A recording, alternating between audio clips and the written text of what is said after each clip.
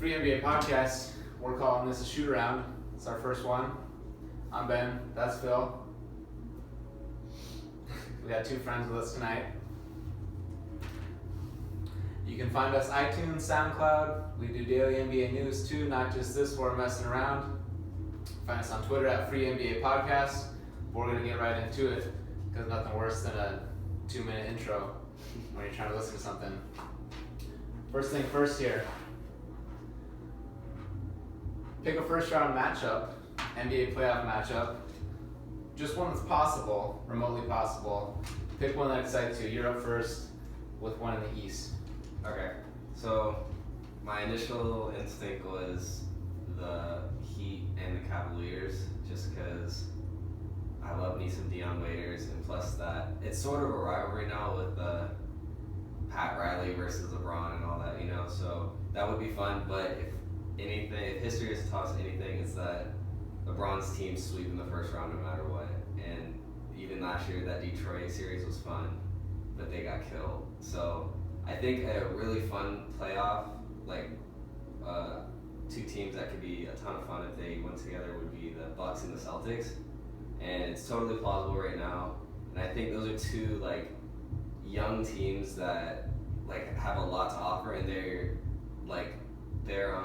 their fan bases are really energized right now. And I feel like if those two like fan bases went at each other and those two teams went at each other, it'd be really fun. We haven't seen Isaiah Thomas play at this level before, so to see him in playoff form and see if he can escalate to an even higher level would be fun. And plus, this is the first year that Giannis has been like a top 25 player to everybody, so just to see like what step he takes in the playoffs, seeing those two go back and forth, I think it'd be a ton of fun to see those guys go. That's a good one. With the Bucks, I wonder if like Thonmaker, they're still gonna start Thonmaker and give him like those, you know, like 4 minutes to open a half, and then like I don't know. Yeah. Like why bother? But it's actually like I gotta send you the Thonmaker Bleacher Report story is really interesting because it sheds a new light on like these guys, these young guys who like only play like 10 minutes like that, right, or not at all. But like it sheds some light on like what's going on behind the scenes. Like in there they talk about like, you know, Thon's lifting weights 4 times a week. They're talking about how they're trying to get his body right, and like with guys, especially the big guys, like the science of like how they run, like improve. Like I don't think it was necessarily a Thon thing, but like with some guys, like with Miles Turner, like the Pacers spent like a solid year like working with him on his gait. Yeah. And like stuff like that. I mean, I don't know. I think it's a good thing like for people to read and think about, because like you can be old school and say like, well, you know, you lift weights, it doesn't matter. But I mean, I don't know, because like they didn't draft Thon to like carry them to the playoffs right now anyways. But I want to see if he plays. Yeah. Because like one of the like Bill Simmons always talks about like the Celtics' Achilles heel, or like one of their biggest problems is like if they run up against a big, even if he's not like known for it, but if they just run against like a motivated big, like Valanciunas gives them trouble on the offensive glass. So like who does that for the Bucks? Like they like, well, because Simmons mentions Monroe, right, as the guy who kills them too. Yeah. So like motivated Greg Monroe, I want to opt out and get paid. Could oddly like be the guy over Giannis even, who like He just plays out of his mind. one who swings that series if Milwaukee like steals a couple and makes it interesting. Yeah, the unfortunate thing is the Jabari injury, because that team, like, we've never seen this Buck team whole. Like even Chris Middleton getting hurt last year and stuff. Like they get so close every year, and then we never get to see like what they can really do. But yeah, I still think it'd be really good and really like a challenge for the Celtics in that first round. Well, yeah, we like speaking of young guys. Like I think if that matchup, we'd have to see a lot of prime time for Jaylen Brown. Yeah. Because who's guarding Giannis? Right. Jay Crowder. I mean, I would assume, right? I mean, right. So who's guarding Chris Middleton? Yeah. So. You know, you're gonna put Avery Bradley on him. He'll put up a fight, but like we've seen since the Bucks went on this hot streak with Middleton in the starting lineup, if he gets a smaller guard on him, he's going at him. And that's the Isaiah problem that they're gonna face all playoffs is, you know, who's he guard and where do you hide him? I don't think you have to look too hard at the Bucks. Where If he's on Delhi. Oh, yeah. Delhi, Well, I mean, Delhi, I could care less. They'll hide him on Tony Snell. Okay. Brogdon's a little more of a problem, but there's gonna be a lot of Snell, Delhi minutes. That'd be my first thought. Yeah. This is what I think he'll be able to really shine in this first round, and that's where, no matter who he plays, like he's not gonna he's gonna be able to go off and just play his game that first round and just put up points like he has been all season. So. Well, we also need a series like that to happen, because like all season long, people are talking about how good Isaiah's been, but like it's still like can't guard anybody though. Mm-hmm. And then Isaiah's kind of fired back, like, well, yeah, like we're still coming out in the black, like we're still positive with me on the court, like we're winning fourth quarters, so like both sides have some points there, but like now like go win one playoff series at least get to Cleveland, right, and then we'll be able to like just mark that off. And like I don't remember where I heard it, but I remember him saying like it's just the perception too. Like he's a small guy, so anytime somebody scores over him, it's not because like they just made a tough shot. It's because he's 5'9" and you can't guard them. So it's also like just a mental thing for fans to see. He said that to Simmons. Yeah, I think they were talking. Yeah. And great week for Simmons, by the way. He got a ton we got two Zach Lowe pods. Yeah. They hit on some really good Celtics stuff long term, but maybe we should save that. Yeah. Should we go to my series? Yeah, I want to hear about the West. In the West, I'm gonna say the 4-5 Jazz Clippers. I think any combination, depending on the 2-3 and the Thunder and the Grizz, I think the others they're probably gonna go 5. I agree. And I think maybe one of them can go 6. I think Houston OKC could get interesting because there'll be some tinkering, and I like, especially on the Thunder side, and I like Billy Donovan when he tinkers. I think that's something that he doesn't get enough credit for, which another thing we'll have to save for later. But back to the Jazz and the Clippers. Both teams have this sense of urgency, like we're so ready to break up the Clippers, and there's certainly a good reason for that to happen. But with the Jazz, like their two best scoring options are hitting the open market. It's very likely they go together. If Hayward leaves, George Hill probably wants to win, and if Hayward leaves, Utah doesn't really have a path to that again, at least not for a while. And then the Spurs are now 2.5 back as we're doing this. So this is the team that's going to play the Warriors in the second round. Right. So both teams have this sense of urgency, and then like you need to. This will probably be this will be a physical series. It'll probably grind to a halt. So like one of those teams, you got to grind through this, and then you get the Warriors right away, and you just got to do it. And both, you got to prove something. You got to prove to Gordon Hayward that you're going to stick around, and then to George Hill, and then also, obviously with the Clips, we've seen and talked about that enough. Right. No, I agree. Like I think you're saying like they both have urgency, and I think it's like the Clippers is very obvious because we've been talking about like is this the breaking point for like the past 3-4 years. So, like, you can see, like, if they lose first round to the Jazz, that would be devastating for them, I feel. And then with the Jazz, we've kind of been waiting for all these pieces to come together. They've invested a ton of money into Hayward and Favors and now Gobert, and now, like, they're actually in playoff contention. And I think, like, they have urgency, but kind of in a good way. Like, if they get this first playoff one, especially if they, like, dominate the Clippers, and then they go out and they compete with the Warriors or Spurs or whoever has that first seed, I think that's a good thing for the Jazz, especially if they win. And I like matchups here. George Hill against Chris Paul is like George Hill's end. It'll be underrated as it'll be a real tug of war. Mm-hmm. George Hill's gonna run some pick and roll. He's gonna look to score. it's largely up to him. What kind of George Hill do you get night to night? Pacers fans and now Jazz fans a little bit can attest to that. Right. But George Hill's capable of making him work.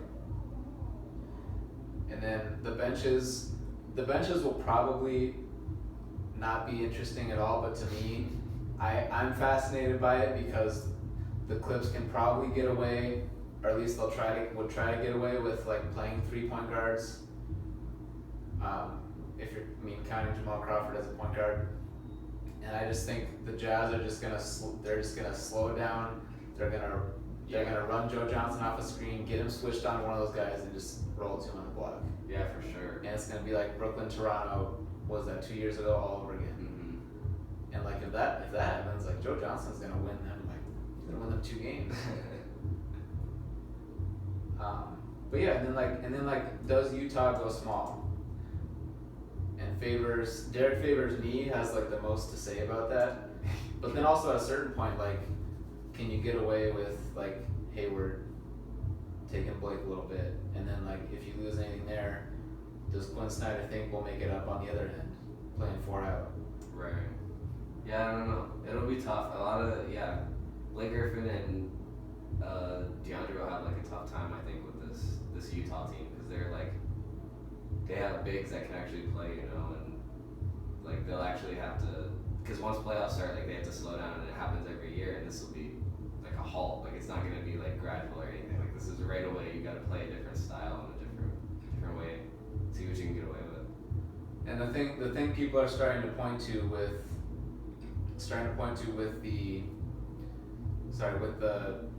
with the Jazz is like, can you pull Rudy away from the basket, and then can you win with that? So but then like the Clippers really can't, unless you can go.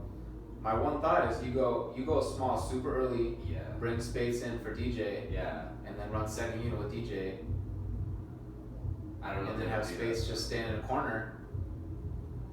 I don't know. I see. That would be a good like strategy to get Gobert out of the paint. I don't know if they would do it though. Maybe not right away, anyways.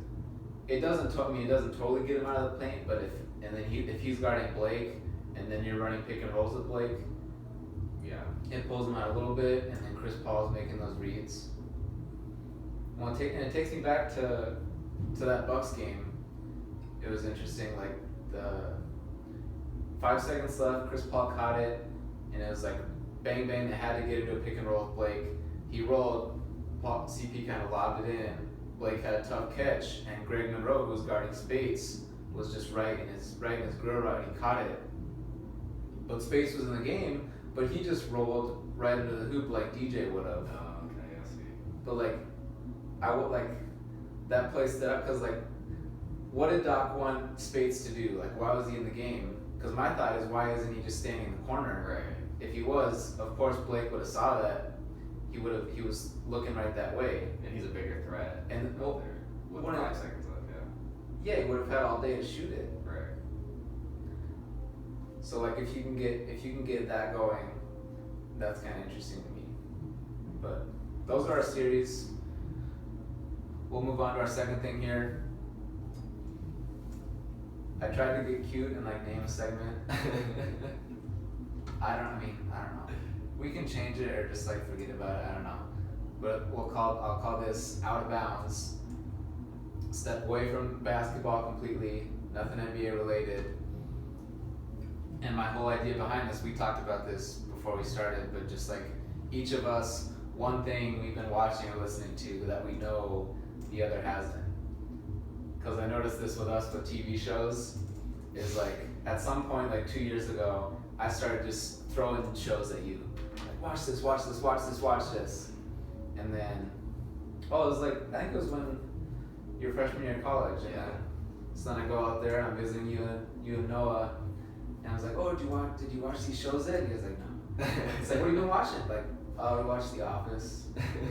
It's like, you've seen that before. It's like, yeah, we're just rewatching The Office. You have to watch The Office at least 4 times to truly watch The Office. Anyways, I'm due up first here. I've been watching Crashing, TV show on HBO. created by comedian Pete Holmes, and he's the main character in the show. His name's Pete in the show. Cute. And he's just a married guy in New York, and he wants to like get going as like a stand-up comic. So he's like this guy going to open mics, and he's just like he's trying to get going, and like he struggles. You see that he struggles. You see that he. I'm trying to think of what's the word. Bombs. Yeah, he bought. Yeah, There we go. There we go. like I just bombed this segment. Like you see him bomb a couple of times, and like he's this like a lot. He kind of has like a lot of like corny stuff. So like naturally, like of course I resonate with that. Like so like, and he has like these journals with like all his jokes, you know, and he's kind of obsessive about like protecting them, and like I don't want to spoil the plot too much. Yeah. Because there's some heavy action early on, a lot of moving parts right from the jump. But to me, the show sticks out because it hits on. I watch it to laugh, but like it hits on this funny topic to me of like, if you think about it, like I said he's married. Right. So this dude, he has a job. His wife's a teacher, and it hits on this idea of like the stress that just like must have built up because he's going out all these nights. Mm-hmm. So then like there's that time where they could be together as a couple, but then like it's this thing that's separating them. And then as you'd expect, like you see that like it wears on the wife, you know, and like this whole idea of like how he wants to feel supported by her, but it's like, well, you suck, you know, like why do you keep doing it? Like just like spend time with me. Like that's really interesting to me. That like they're showing that at the same time, not just like showing him bomb. And it's like, but I'm on third, fourth episode, I think. Just got renewed for a second season. Okay. Yeah. So the first season. It'll be around a little bit. First season, yeah. Cool. Also, probably should have said that first. TJ Miller makes an appearance. Perfect. If you're familiar. I love TJ Miller. Okay, of course you are. At least you know one thing I'm referencing here. Great TJ Miller's like weird chain of events. They end up hanging out. He ends up crashing. Title of the show with TJ Miller, and they end up at a yard sale, and just like some like classic. It's just like filled with like classic TJ Miller stuff. But like there's like a lady checking stuff out on the table. She's got her dog on a leash, and they just like turns around and sees her there like, how much for the dog? And then she's like, my dog's not for sale. He's like, you're out of your yard sale, dog's on the yard. How much for the dog? Just like, that's really great. it just fits stuff that just fits into a T. I don't know if I convinced you don't have an HBO subscription anyways, but I mean, crashing, HBO. No, yeah, I have seen I feel like I've seen a commercial or preview or something for it on YouTube or something, but yeah, it looks interesting. It sounds good. Like I've always, like when I was growing up, that was like my dream career was to be a comedian. So I always like. Oh wow. It's weird that you don't think about like all the things that come with it. Like you just see a guy on stage, but you don't think about like the whole come up. Like every comedian has like years and years where they're not making money, and it's a struggle on like everybody. And so, yeah, that sounds really interesting to me, honestly. I need to help you pursue this. Let's go to open mic. Yes. Alright, that sounds good though. You're up. Alright, so what I've been watching lately, and I think a ton of the world is Marvel's Iron Fist. And you're one of like the few people in the world who doesn't take superheroes that seriously. I mean, this is true. Exactly. So the Iron Fist show, it's just about a guy, and he like goes and he's like a little kid, and he ends up in a plane crash with his parents, and his parents ends up dying. So then he lands in the Himalayas, and he gets raised by monks. And is this the prequel to Smallville? Yes. Am I saying this right? All superhero shows have kind of similar origins, but yeah. So basically, he trains with monks, and he gets like kind of magical powers where he's really strong with his fists and stuff. But yeah. But I like the show. I'm only 5 episodes in. This is the first season of it, but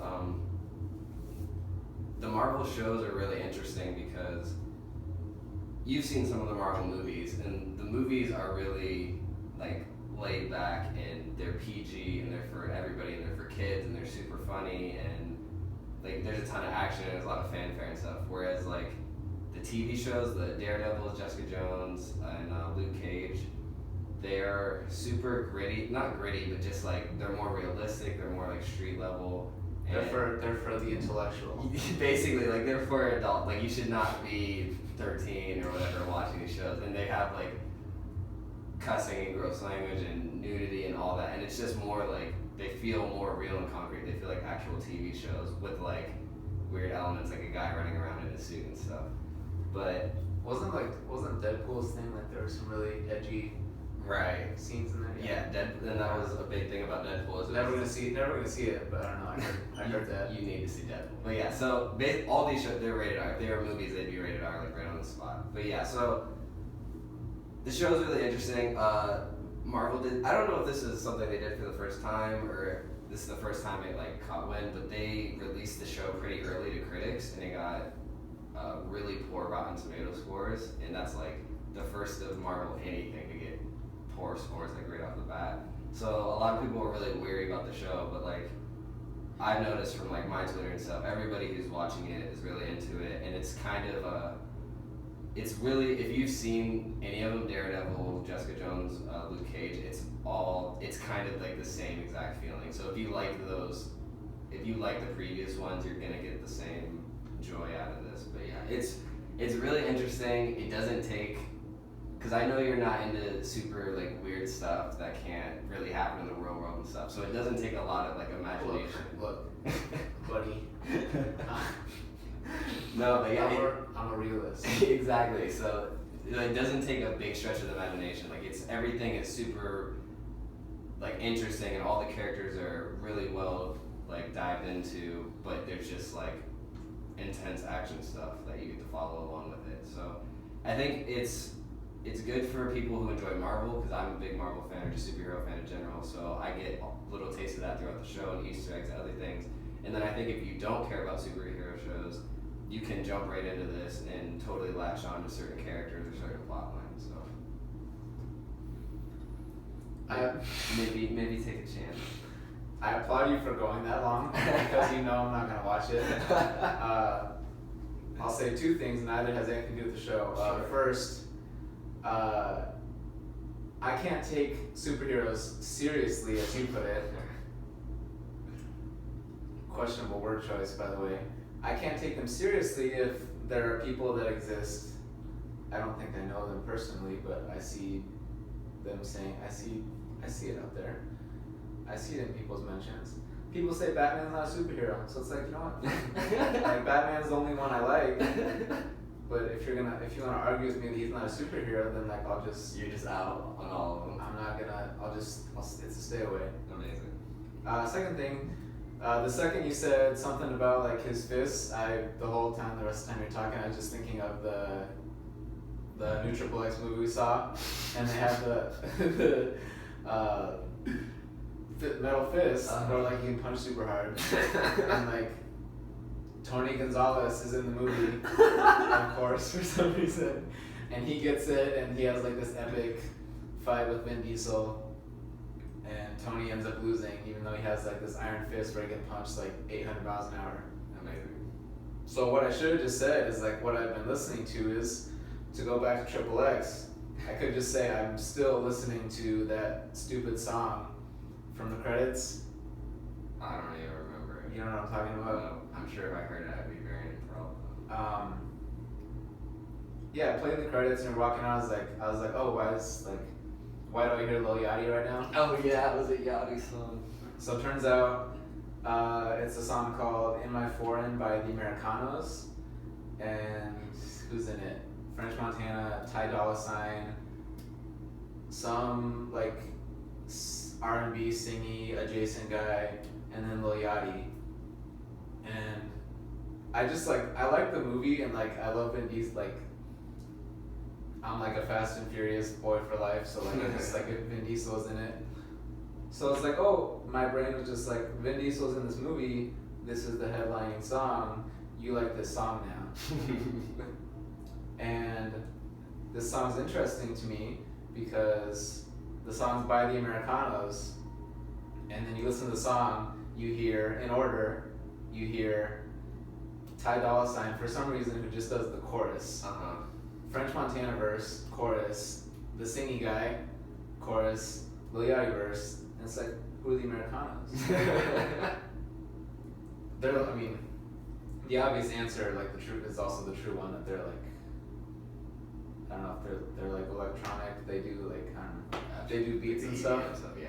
I don't know, not the headphones, but yeah, in my foreign, the Americanos, Tony Gonzalez with the Iron Fist, because he's gonna end up being in that TV show.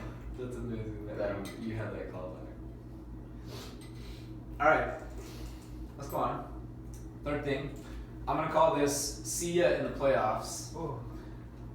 This is another chance to rant just on things that we are sick of seeing and hearing about, and we'll see them in the playoffs, because the whole idea is like, we beat these things on the head, but like, that we know like, we won't get a complete answer on it until time X, but then like in this interim, we just like keep beating it on the head and like trying to answer, we just have to like, well, not we, I like to think I don't do it, but no, I've seen you. Alright, your turn.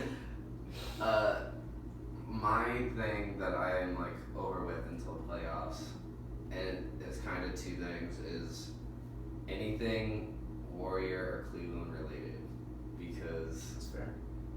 and I know that's super generic, but honestly, like nothing, unless it is injury related, nothing that happens in the Cavs organization or the Warriors organization will matter until the playoffs, and we're gonna speculate about all these things. We're gonna speculate about Durant.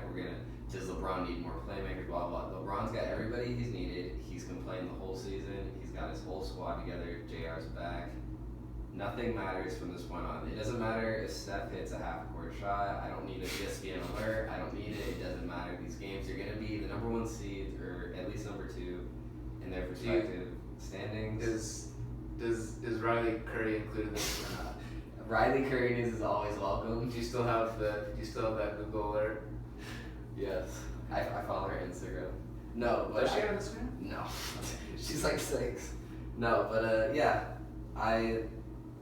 We know if anybody had to bet their money on the 2 teams that would be in the finals, it'd be Warriors, Cavs. That's not going to change unless there's major injury news with a couple key guys. So let's just leave it alone.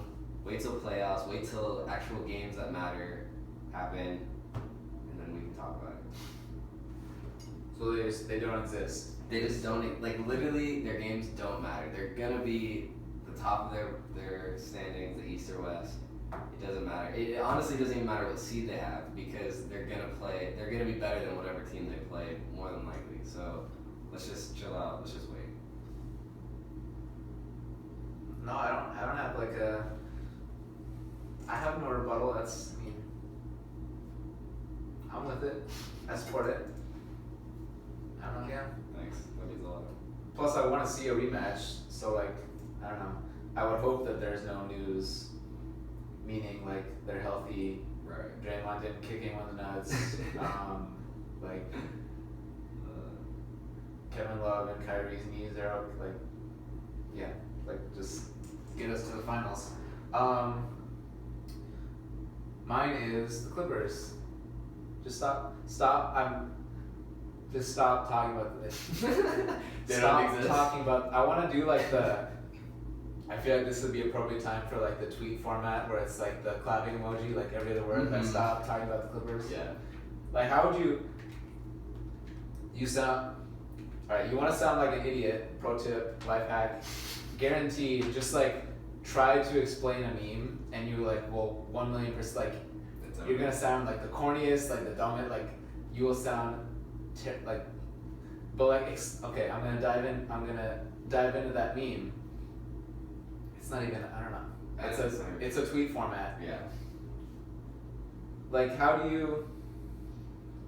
It's just like it's funny because it's like one of those things you can only read, Like if you didn't know what it was and then you were to see one of those, like let's say it was like stop talking about the Clippers till April, playoffs, whatever. Like if someone read that, would like in their head would they like be doing the claps like between every word? Like is there like supposed to be a certain number of claps? Like like what's the like make your own beat? Like what's the, like, you never had anybody like talk to you like that? They'd be like, don't ever talk to me again.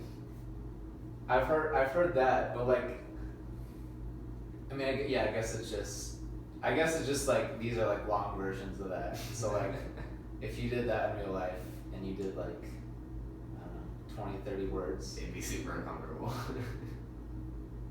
I think it'd be good. I'll do it with the Clippers or somebody. So I don't know, like, who can't stop talking about the Clippers? I don't know. Colin Cowherd, Rachel Nichols. I think they're all. I don't know, just like. Come to San Diego tomorrow and I'll do it.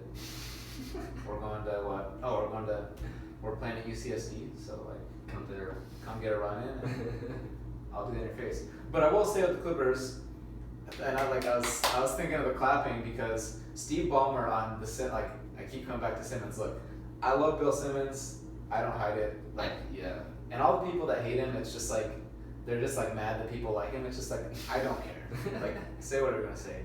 But he was on the Simmons. That guy, he was.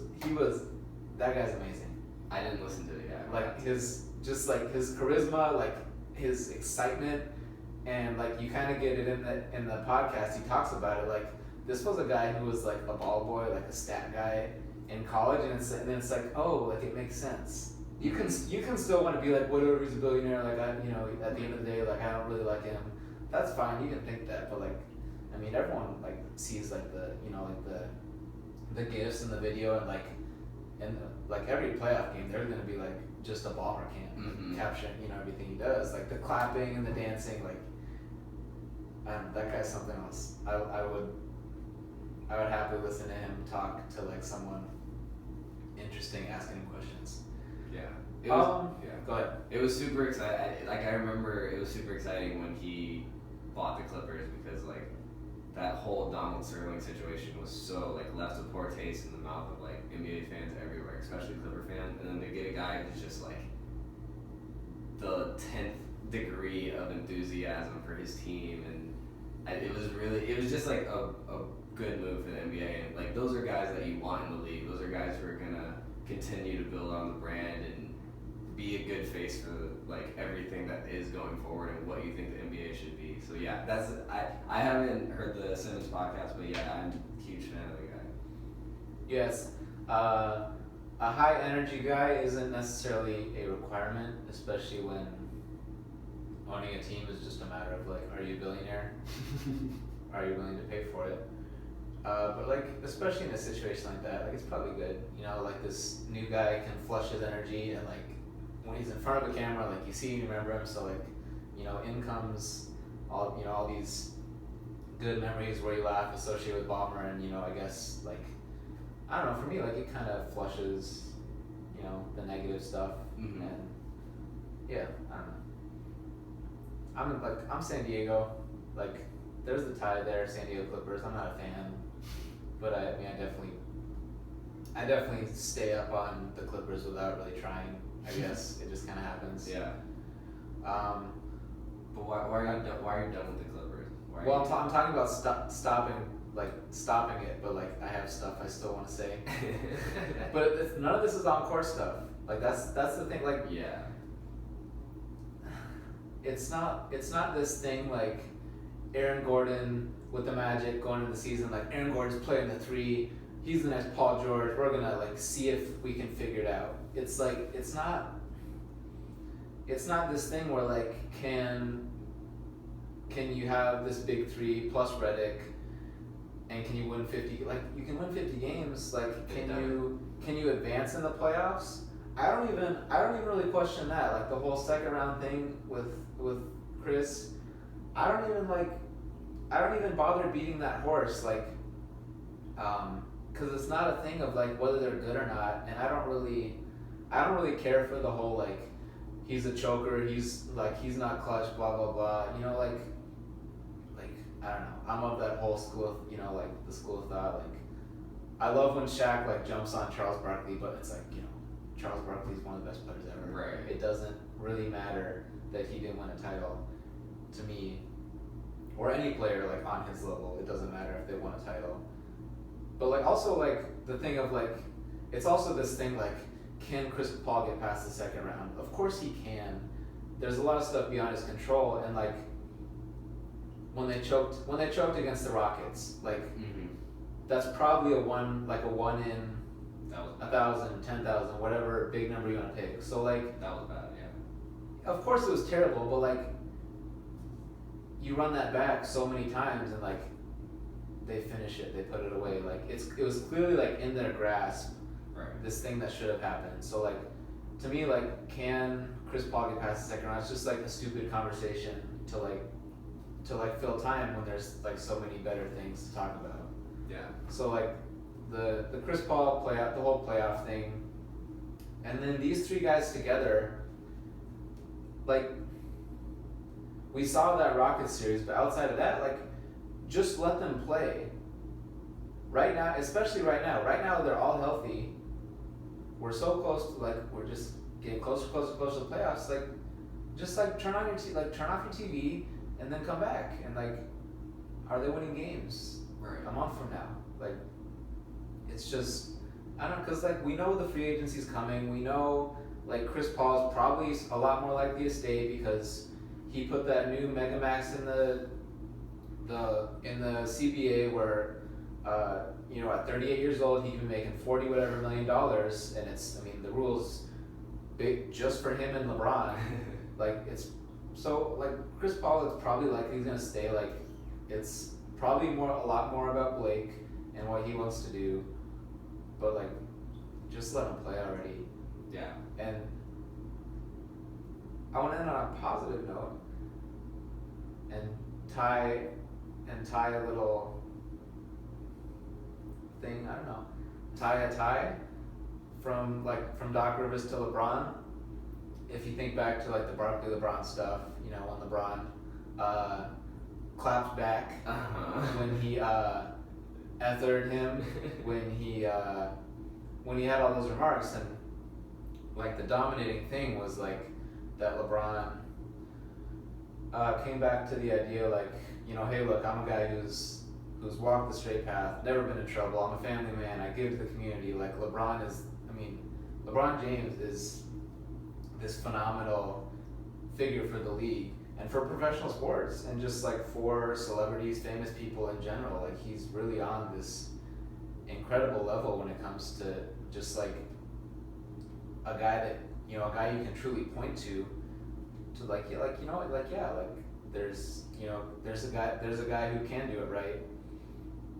And I want to bring it back to Doc Rivers, a guy who gets crapped on, a guy who like there's still gonna be like the jokes about his son, but like, and this is kind of like Ballmer in the podcast with Simmons said like the thing he likes most about Doc being president and coach is I forget what he called it, but like there's one point of accountability with our organization. It all goes back to Doc.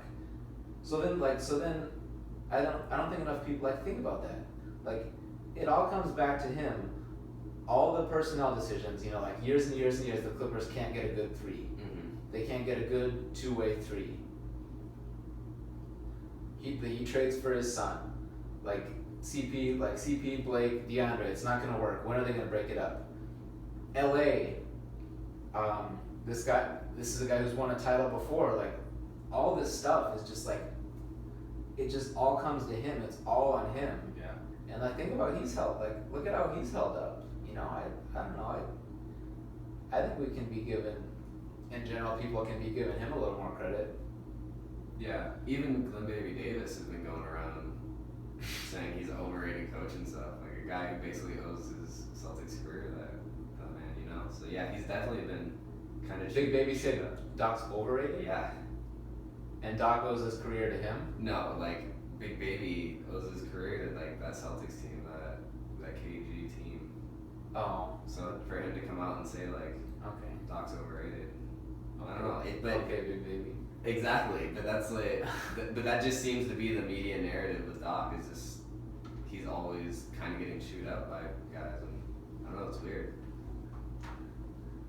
The memes are good. Like, don't get me wrong. Like,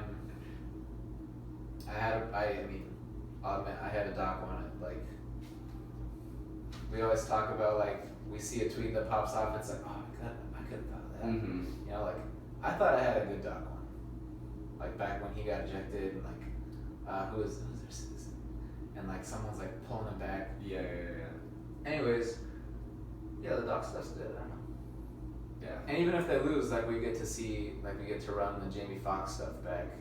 Have you seen his impersonation of Doc? Yeah. It's not Blake's fault.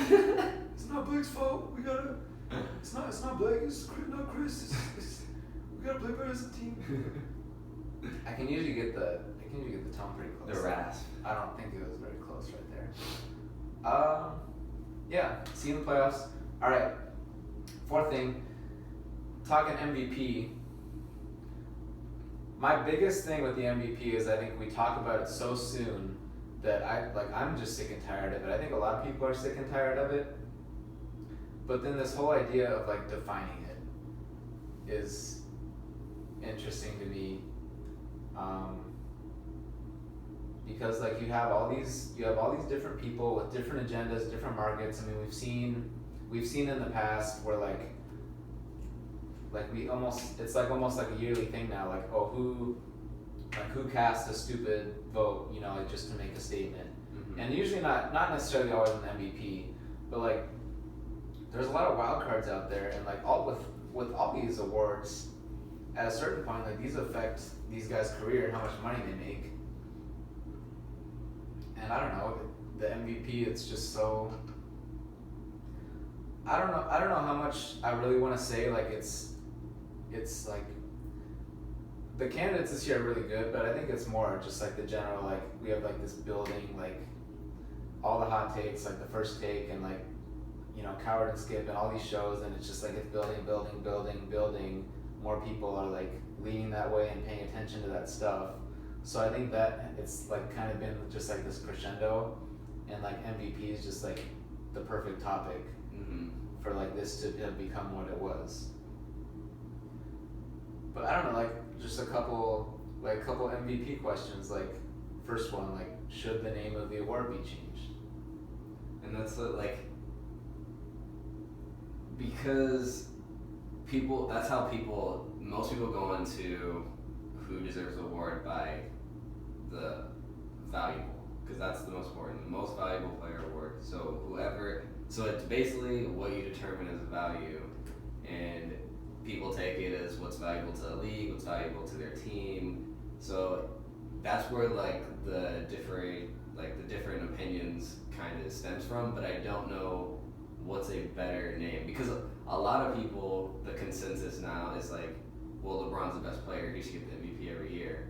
But that's like not the point of this award. Is not just like yes, we all know LeBron's the best player, but that doesn't just mean he gets the award. Like we don't just hand him the award without even playing the season. There's a reason we play out the season. And I think valuable.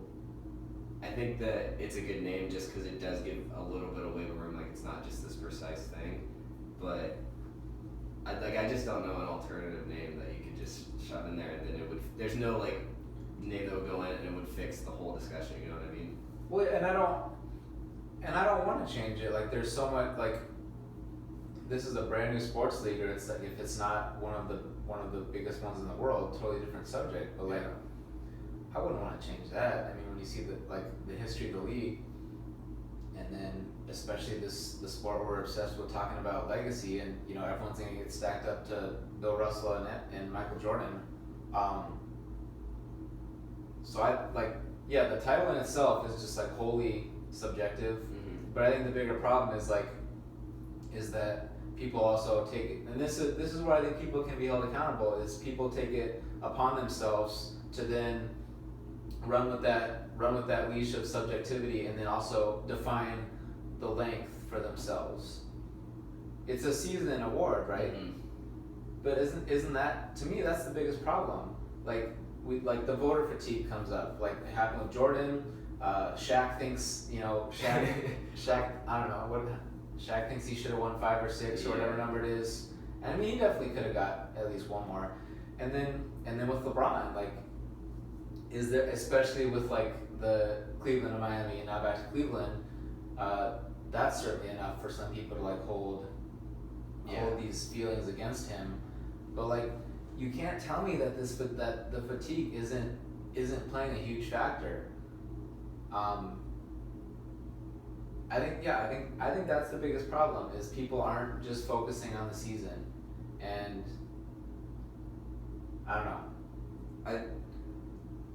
I think the reason MVP has been extremely prevalent this year, and you brought up the reason why already. Like, I think that's the main reason why is the candidates this year are just ridiculous. Like, we all kind of figured Westbrook would have this out of body experience this whole year, and then we didn't really see Harden becoming like this true point guard and just this like also a triple double machine as next to Westbrook. So those two would be like compelling for any NBA season. Just these two guys with like making their teams, without them their teams would like probably not be in the playoffs, and then they're just propelling like total success. So that would be like the story already. But on top of that, you have like this Kawhi team who people think the Spurs team like doesn't get enough credit, and they've been saying it every year. Even when they win championships, they don't get enough credit. So now they want to reward the Kawhi because he's the best two-way player in the league in a lot of people's opinion.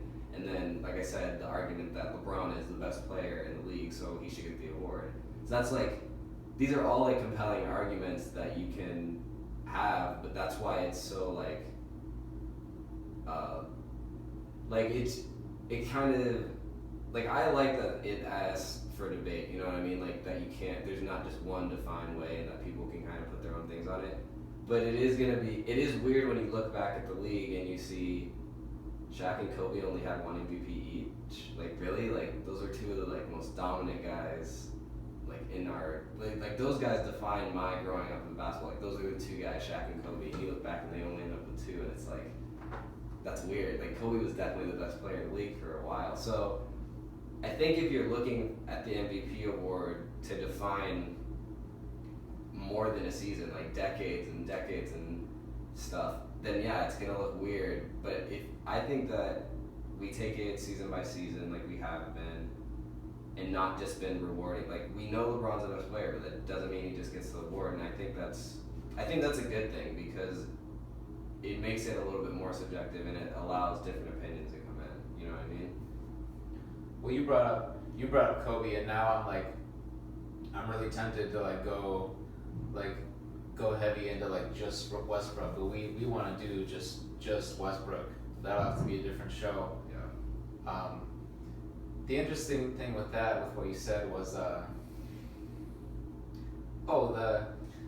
the title of all these extra titles that get created to lift guys up. Yeah. And this is part of the MVP thing. Like, okay, I don't even need to get to give context to this to you. LeBron James is the best player in the world. Everyone continues to say, right? Right. And now everyone's saying Kawhi Leonard is the best two-way player in the world. Right. You know who the best two-way player in the world is? LeBron James. Right. So why? Like, it's so stupid. So that should just, yeah, exactly. Maybe Melo started this because Melo. You know what Melo was? You remember? The best offensive player. The best pure scorer. Oh, yeah, pure. Yeah. As if. and then Durant comes into the mix, right. And it kind of got passed off to Durant. Yeah. Maybe that started with Melo. I don't know. At least on this level, but it just needs to stop. Like, James Harden's the best 2 guard, but Klay Thompson's the best 2-way guard. I know the inside guys do it all the time. Yeah, they all get their own little titles. Yeah. And that's their own little trophies, I guess. Hey, yeah. Yeah. They need to give these participation right. trophies away. Exactly. Yeah, I don't think Kawhi, and by the way, biggest San Diego State basketball fan in the world here. This is the Kawhi fan. Like, I don't delusionally see Kawhi surpassing LeBron sooner than actually happens here.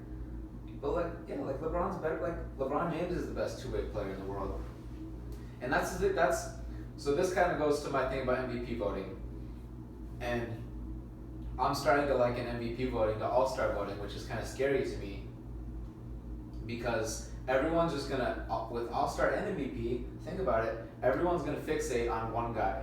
They're one guy who got wronged, who got snubbed, who doesn't get enough credit, even if they have no proof of this. Like, and this happens a lot because people, like, how easy is it to see one tweet and it's like, oh, and then I run up to you the next day. Can you believe what people were saying on Twitter? Yeah. And don't you always say people, even if it was one? Yeah. Right. So that just needs to stop. It's ridiculous because Steve Kerr said it perfectly. Like you have when All-Star came around, people need to, like he was saying, I'm paraphrasing, but people need to help the discussion. Because if they wanna put someone else in, you gotta take someone out. Mm-hmm.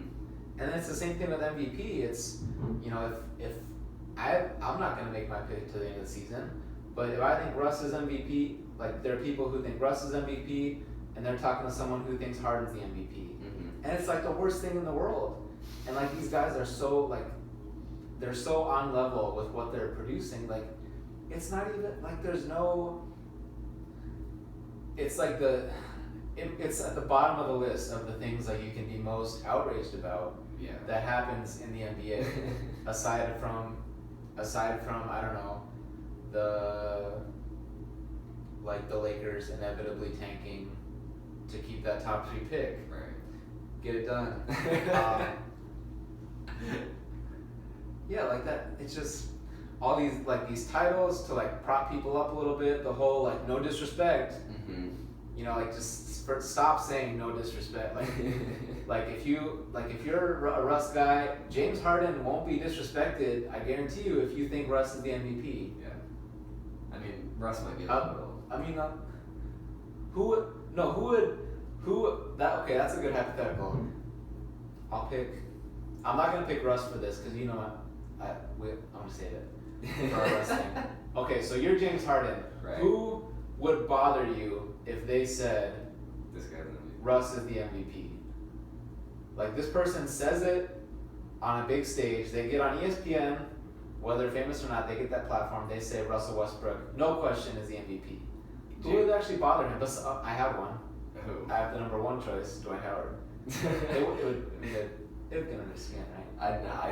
I honestly don't even think Harden would care that much unless like his own mom said it or something. Like I don't think there's anybody that like on television would say it and he would just be like, just keep that locked in his little box like LeBron does, where he has the guys who have done him wrong and stuff. Like I think these guys understand like what goes into this award and what goes into the voting. And like you said, like everybody's kind of got their own definition, so they've already had these arguments in their head. So when they come down to the decision, like, all right, Harden's my MVP, it's kind of hard to get anybody off that block. You know what I mean? It's hard to get anybody to switch their thought because you have to therefore change their definition of what they thought MVP was before, which isn't going to happen for most people. Yeah, and I'm sticking to basketball right now, but I'll just say like on a bigger scale, like I feel very passionately about this, but I can't say I'm surprised by it because clearly too many people in the world today think every single conversation they have, they're going to be able to change someone's mind. Yeah. But all right, I have one more point on this. And this kind of goes like to Kobe, a little bit to Westbrook, but I'm going to keep it away from those guys because especially Westbrook will be a different time. Yeah. But the whole idea, if you're of the school of thought where like you have to be a 1 seed, 2 seed, maybe a 3 seed, but you have to be on a 50-win team to MVP, 50-win team to win MVP. Mm-hmm. If you subscribe to that theory, I'm not on the fence. I'm maybe a little bit, but I'm maybe a little bit the other way. If you want to make the argument for a guy who carries a 6, 7, even an 8 seed, I'm totally fine with that. If people making the argument for Westbrook, I'm not. I haven't made my decision. I'm probably not gonna go with Westbrook. I would say now. He's probably not gonna be in my top two. You just made the list. I can say right now, like I'm probably not gonna go Westbrook, but if you don't make that, I'm not gonna shoot it down because of the wins, because of team wins. That would want to be. Because when we talk legacy, we talk Hall of Fame with people eventually. It comes up like now let's go like DeMarcus Cousins. You know, can he win 40? You know, can he win 40 games yet with a team before he complains, before he gets this mega max, the 200 million? You know, and like we're seeing with Anthony Davis, like he can't just take a team that wasted a bunch of money on centers that can't play, and then has little left to get anything else. He can't just waltz with a team into the playoffs. Like, but then go back to Kobe. Like, think about those bad Lakers teams. They were bad. And like, there's the whole, and it's a lot. They were, but it's a lot with like the Westbrook thing. It's like he's ball hogging, the usage rate's up, you know, all this stuff. But at the same time, like, they're in the playoffs, and then with a team like that, what more are you really hoping for other than to just simply get in? You know, it's not like those Laker teams or this Thunder team or even, I guess that's all we're really talking about if we're talking MVP. It's not like with those teams, it's like you're disappointed if they're not a 3 seed. You know, the hope is just like, can we get, you know, can our stars stay healthy? Can we get in and maybe make some noise? So that's my last thing, is just like, I don't really have a problem if people want to make an argument for a guy carrying a team. Yeah, I think it wasn't, this is something that was like lost my attention, but like the MVP, the last winner to get the last guy to get MVP without winning like 50 games has only been like one guy in the last 35 years or something. And that's like, it's crazy to think about, but like you look back and it's always been guy like when Dirk got it, they had like the most wins in the league. So it looks like the voters do tend to look that way. Like they try to go for the wins instead of like just pure stats and stuff. And like that's for me, like as a fan, it's kind of disappointing because what was Westbrook supposed to do once KD leaves? There's no way his team was going to be as good as these other guys, as Harden, LeBron. So no, don't give your good stuff away here. I know. I'm just saying. So what? So basically, you're saying once this, even the day one, as soon as the season starts, Westbrook's out of MVP discussion because his team wasn't as good as LeBron's and stuff. There was no way they were going to win as many games as Cleveland or anything. And to me, that's beyond silly. That's like bordering on ignorance because the guy's playing out of his mind, and just to sit there and be like, well, they're only a 6 seed in the West and stuff. Like, OKC would be the worst team in the league if Russ wasn't on this team. They would be hot garbage. So, I do think it helps your resume. I think if you go out and you win 70 games, if you're Steph Curry and you go 73-9 or whatever, like, yeah, that definitely helps your case. You've just done one of the most impressive things ever. But to sit there and like just cross off, there was no way that the OKC team was going to compete with these other teams. So there were people who didn't think they'd make the playoffs. So I don't know. It's pretty crazy to me. But I'm not like blind or dumb. Like I know that that's how the voters think, and I think it's going to hurt some guys. You know. Agreed. Well, we've done pretty long here, longer than I thought. I want to do one more thing.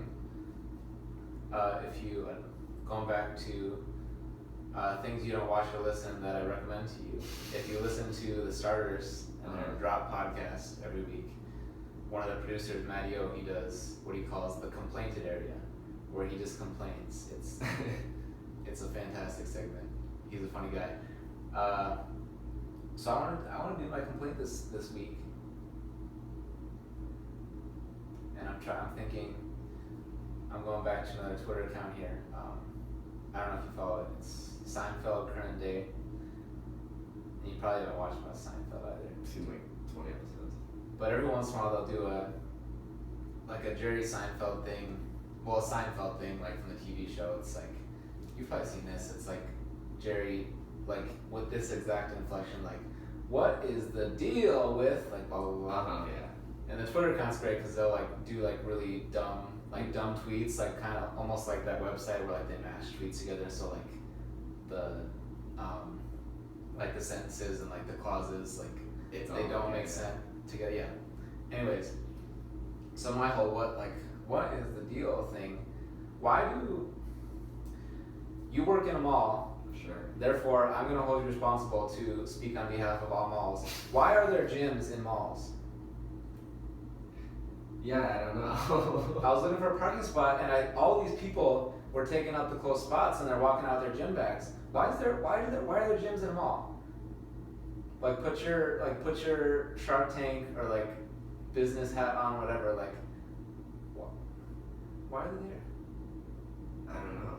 What's your conclusion? What do you come up with? Well, my big thought is like, are a bunch of people gonna want to go shopping after they've worked out? Yeah. Our mall's weird because, you know, like you can't even get to the gym. Like if you're inside the mall shopping center, you can't get to the gym. You have to go outside and walk into it that way. But like yeah, I remember it being built and just being weirded out by it. Well, yeah, like Westfield Escondido, yeah, that's where it's like outside. It's like by a restaurant outside the food court. It's almost like basically it's just like a separate building. Yeah, it's still attached. But I have seen malls where the gym is. Well, it's like Mission Valley, the outdoor big one down in San Diego, where there's like I don't know. There's kind of like two like. I'm struggling with words, man. But it's like it's outdoor, open air mall, and it's just basically like right in the middle. Right. Like and why would you want to go? The bigger question: why would you want to go? Why would you want your gym to be at the mall? Yeah. Like Probably harder to find parking. You're in your workout gear. You're walking. You have to walk through this mess of people, like with their Wetzel's pretzels and like kids running all over the place. And like those weird little animal cars, like motorized. I don't know. What's the deal? Yeah, I don't know. It's weird. Get them out of here. Get them out of here. And it's all 24-hour fitness. I mean, Get them out of here. I'm gonna definitely notice it more now. They have enough. Just get them out of here. I don't see like the correlation. Yeah, it's weird. Well, you mentioned like mall employees, sometimes you get the offer like for discount and stuff. Yeah. So like, is it really there just because there's like some corporate deal where like we want to give our employees a discounted membership and like they they're working together, but It's not enough. I don't think. or you could just like still partner with a gym, like it doesn't have to be in the mall. Mm-hmm. I don't know. Get them out of here. Yeah, that's it. Free NBA Podcast. SoundCloud, iTunes, find us there. Follow us on Twitter at Free NBA Podcast. I don't know. You gonna shout out your Twitter? At the Langbang on Instagram and Twitter. It's spelled like it sounds. Instagram too, don't get Yeah, it's great. Don't get greedy. Come get these links. These All right. tweets. Well,